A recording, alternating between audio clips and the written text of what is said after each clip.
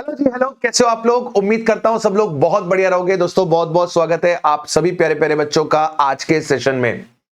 और मित्रों, CA final Jain 2026 exams 10 दिन बाद स्टार्ट होने जा रहे हैं। मतलब जैसे ही नया साल शुरू होगा, हमारे पेपर्स, हमारे एग्जाम्स आ जाएंगे। आई नो ये जो टाइम है ये बहुत ही ज्यादा आपको नर्वस कर रहा है, बहुत ज्यादा टेंशन हो रही है कि पता नहीं किस तरीके से पेपर आएंगे, हम ठीक तरीके से पेपर अपीयर कर पाएंगे, अटेम्प्ट कर पाएंगे, नहीं कर पाएंगे। ये सारी चीजें आपके दिमाग में चल रही है और रातों की नींदें भी उड़ चुकी हैं। I can understand your pain because जब मैं भी तैयारी कर रहा था फाइनल्स की तो मैं भी सेम सिचुएशन से गुजरा हूं। ये लास्ट के जो दिन होते हैं इसमें बहुत ज्यादा घबराहट होती है। तो मालिक, इन लास्ट के 10 दिनों में आपको क्या करना चाहिए, किस तरीके से आप अपना काम मेंटेन कर सकते हो और better efficiency in last 10 days में निकाल सकते हो, ये मैं आपके साथ डिस्कस करने जा रहा हूं। बहुत बेसिक बेसिक सी चीजें हैं। जस्ट अ रिमाइंडर कि आप इन चीजों को बिल्कुल भी मिस आउट मत करिएगा। राइट? तो without wasting any time start करते हैं मालिक। सबसे पहली चीज जो मैं आपसे रिक्वेस्ट करूंगा कि इस वक्त आपको बिल्कुल भी पैनिक नहीं होना है। नेगेटिव थॉट्स आपके दिमाग में आएंगे, उन नेगेटिव थॉट्स को एंटरटेन नहीं करना है, क्योंकि जब नेगेटिव थॉट्स में उलझ जाओगे तो अननेसेसरी आप अपना टाइम खराब करोगे, पढ़ाई पे मन नहीं लगेगा, टेंशन होगी, बेमन पढ़ोगे तो दिमाग में भी कुछ नहीं जाएगा। आपको इतना समझना है कि ये जो लास्ट के 10 दिन है, ये 10 दिन मेरे को पूरी फाइट मारनी है। जो मेरा रिवीजन पेंडिंग है, जितना हो सकेगा मैं पूरा का पूरा रिवाइज करने की कोशिश करूंगा। अगर अभी तक मैंने कोई टॉपिक नहीं किया है तो भाई राम भरोसे अब मैं उसको छोड़ दूंगा। ठीक है, जो होगा देखा जाएगा। इन लास्ट 10 डेज में मुझे नया कुछ भी नहीं पढ़ना है, कुछ भी नया नहीं पढ़ना है।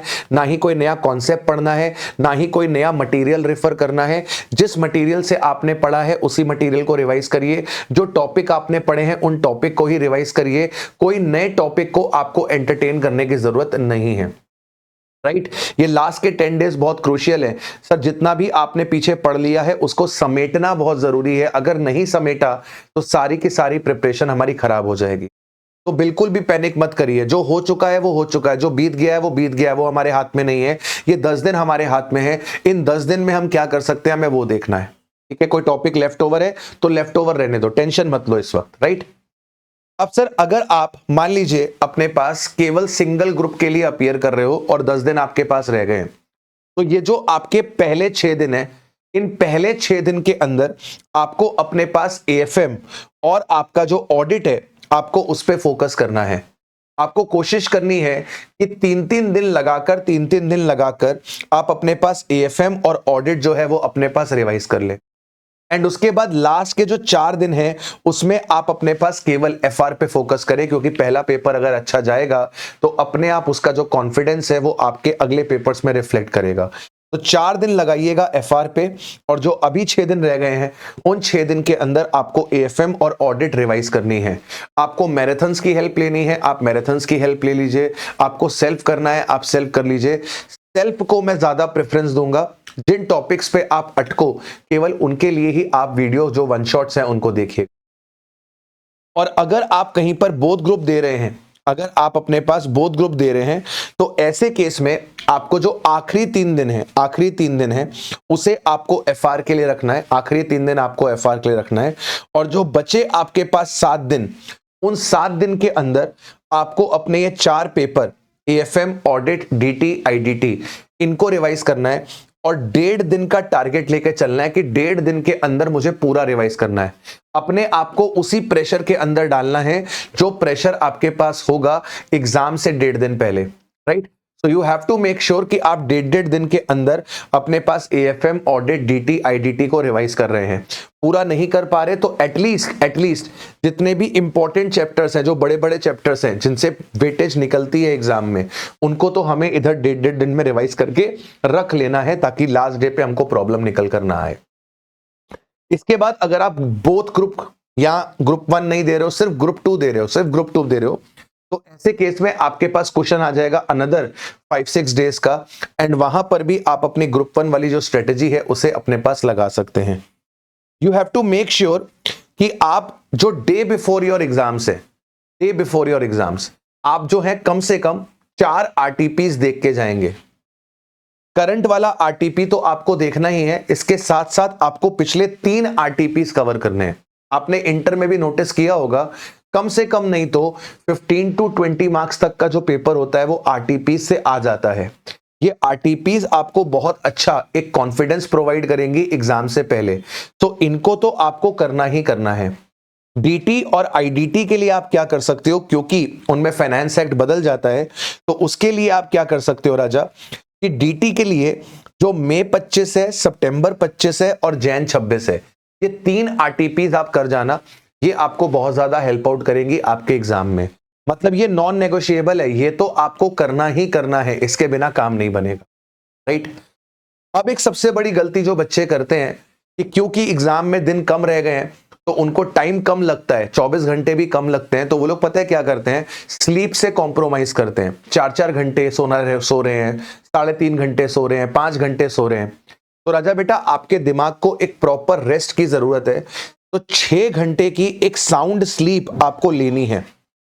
6 घंटे की एक साउंड स्लीप आपको लेनी है।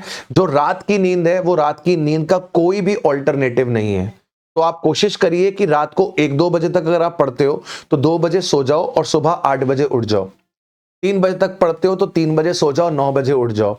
मतलब एक 6 घंटे की आपको प्रॉपर स्लीप, साउंड स्लीप आपको लेनी है।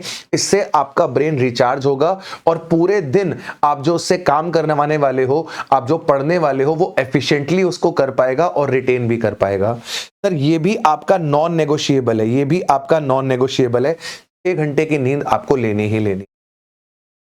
और एक लास्ट में आपको फ्रेंडली एडवाइस देना चाहूंगा कि राजा बेटा आपको अपनी प्रिपरेशन अपने दोस्तों के साथ डिस्कस नहीं करनी है कि तूने कितना रिवाइज कर लिया, मेरा कितना हो गया, तेरा कितना रहता है, मेरा कितना रहता है। ये काम आपको नहीं करना, ये आपको अभी भी नहीं करना, और इवन जब आप पेपर देकर आओगे तब भी आपको नहीं करना। 5 बजे जब आप एग्जाम हॉल से बाहर निकलोगे, आप तुरंत के तुरंत अपना पेपर फाड़ दीजिएगा और पेपर फाड़ के आप घर आइएगा, और उसके बाद आप अगले प्रिपरेशन की तैयारी पे लग जाइएगा।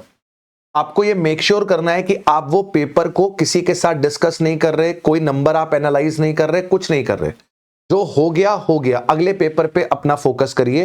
एंड जब आपके सारे पेपर्स खत्म हो जाएं तो टेलीग्राम पर जाइएगा, आपको क्वेश्चन पेपर्स वहां पर मिल जाएंगे, उन्हें डाउनलोड कर लीजिएगा एंड बाद में आप अपना इवैल्यूएशन कर लेना कि आपका पेपर कैसा हुआ है, कैसा नहीं हुआ। क्योंकि कई बार ऐसा होता है कि हमें लगता है कि हमारा पेपर खराब हुआ है एंड हम उसकी वजह से अगले पेपर्स पे उतने तरीके से, अच्छे तरीके से फोकस नहीं करते जितना उसको रिक्वायर्ड है, एंड इसकी वजह से हमारे वो एग्जाम्स खराब हो जाते हैं और जो लगता है कि खराब हुआ था उसमें पास हो जाते हैं। ऐसा आपने देखा है, इंटर में भी आपने ये चीज देखी है कि बहुत बार ऐसा होता है, लगता है लॉ का पेपर खराब हुआ है तो उसके चलते अगला पेपर जो टैक्स का है वो ढंग से नहीं पढ़ा, और बाद में पता चला कि लॉ में पास हो गए और टैक्स में फेल हो गए, राइट। तो आपको ये गलती नहीं करनी है, आपने पेपर एग्जाम हॉल के बाहर फाड़ देना है और उसके बाद घर आना है, अगले पेपर पे लग जाना है, राइट।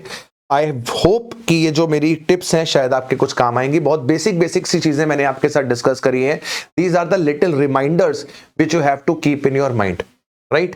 कई बार ऐसा होता है कि बहुत ज्यादा प्रेशर की वजह से ये छोटी छोटी चीजें हम मिस आउट कर जाते हैं, तो just a reminder for you, right. तो all the very best, do well. I hope each and every one of you may pass with the flying colours. आपके सारे ड्रीम्स, आपकी सारी मेहनत सब सच हो जाए एंड आप जल्दी से अपने नाम के आगे सीए लगा पाए। All the very best, bye bye.